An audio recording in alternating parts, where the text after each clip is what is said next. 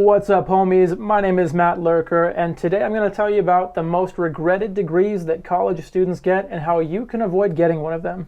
And my YouTube analytics tell me that a lot of my audience is around the age of a college student, and I want to help you avoid some of the common mistakes that a lot of people make when choosing their degree. So today I'll give you some baseline requirements for choosing what degree is actually right for you, and then at the end I'll give you 8 degrees to avoid at all costs. And if that's something that interests you, I would really appreciate it if you would drop a like on the video, because it tells YouTube to promote the content and it really helps support the channel. So if you're already in college, hopefully it's not too late for you to switch into something that makes more sense for you. And for those of you who got degrees that I'm going to talk about today, remember these are just my personal opinions and nothing is set in stone. I personally know someone who has a history degree and makes over $200,000 a year working in the financial industry. Anyway, when you do pick your degree, first ask yourself these 5 questions. The first is, what jobs can I even get with this degree? And I know this is a pretty simple question, but you'll save yourself a ton of time and a lot of headaches if you're willing to just plan out first, what job do I want to get, what degree I'm going to get to be able to get there, and then find a relevant internship as early as possible, even if your degree doesn't actually require an internship. Number 2 is, will these jobs even be around in 10 years, or will they die out due to automation or some other source? This may be harder to determine because no one can see into the future, but just think of the automotive industry and how it's become an automated industry. And also think of trucking. I'm not sure how aware of it they are, but 3.5 million truckers may not have a job in 5 to 10 years. As the automation technology advances, some jobs will disappear. And of course, not every job that requires a CDL is able to be replaced by an autonomous vehicle, but as the technology does become more available, some jobs will be automated into non-existence. Number 3 is, what is the starting pay for these jobs, and how much do the top earners in the industry bring home every year? It's totally fine to get a degree where your starting salary may only be $35,000 to $40,000 per year. But if the top earners in your industry are only making $60,000 a year, then it may not be worth it to go get a 4-year degree and then spend 30 years of your life just working up to be able to make $60,000 a year. By that time, you may effectively be bringing in less money at the end of your career than at the start of your career due to inflation. Number 4 is, what is the work environment like, and will I still have time outside of work? A lot of people call this your work-life balance, but this includes even more questions like, how stressful is the job? How many hours are in a work week? For example, investment bankers typically work 60 to even 90 hours per week, but they do that for a lot of money.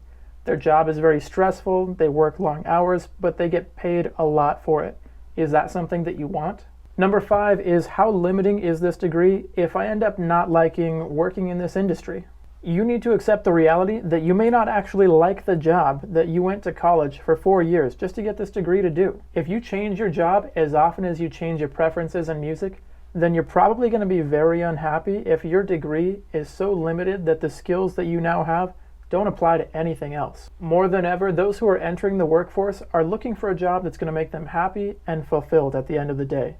These days, people are interested in the job that they feel like they're meant to do, rather than just taking whatever they can get.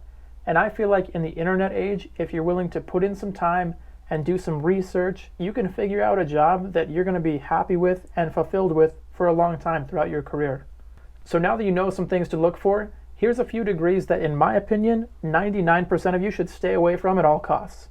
And the first 5 of them are going to be from a study that was done by ZipRecruiter about the 5 degrees that students most regret getting.